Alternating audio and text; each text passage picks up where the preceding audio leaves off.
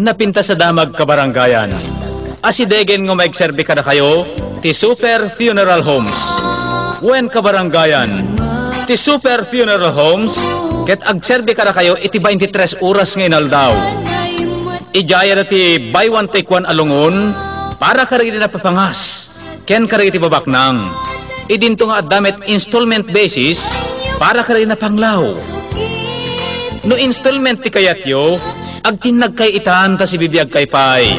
Ket no matay kay ton aday kay pay nakatubos, librenton di audio. Ngem, masapul ng ita di ulot baboy ama party, inton agpunpun kayo.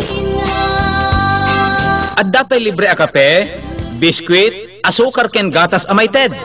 Saan na nakasapulan ti braha ta addag GRO nga umay mang paragsak kariti lalaki kabayatan ti masayag ti minatay.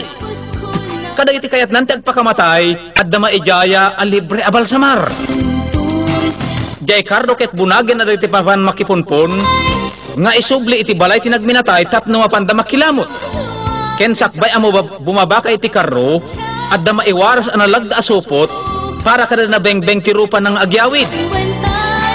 O, anya pa iti ururain nyo. Mapan kayon iti Super Funeral Homes.